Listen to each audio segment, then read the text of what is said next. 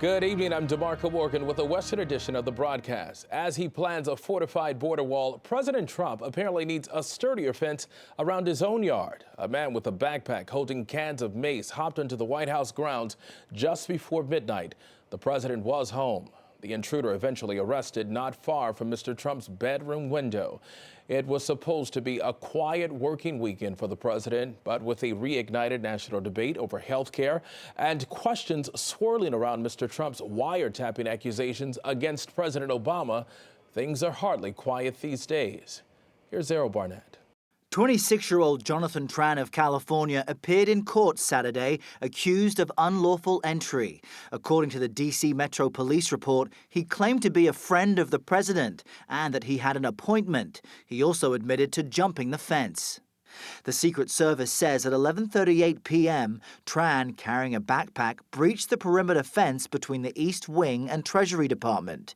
He was apprehended near the South Portico entrance. That entrance leads to the president's private residence. Mr. Trump was at home at the time, although the Secret Service says he was not in danger. Today at a working lunch with cabinet secretaries, Mr. Trump praised his security team. Secret Service did a fantastic job. It was a troubled person. It was very sad. Everybody out right now. Go back. During the Obama administration, there were multiple White House intrusions, prompting plans for the perimeter fence to be strengthened and raised. Extended spikes were installed as an interim solution.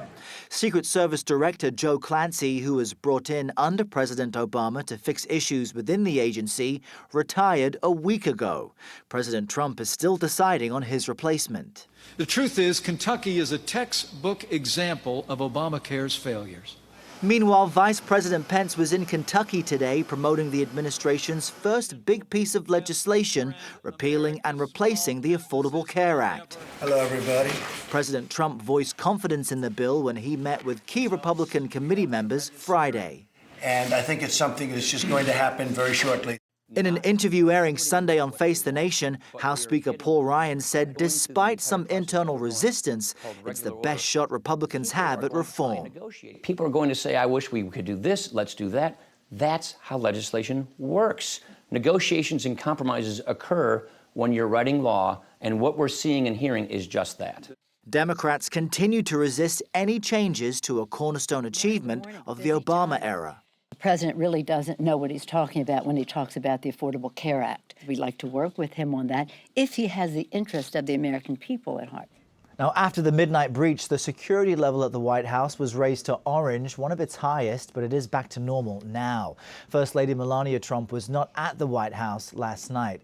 DeMarco, Mr. Trump has made no public appearances in the 7 days since he launched wiretapping accusations against President Obama on Twitter and has had limited contact with reporters. Errol Barnett, thank you.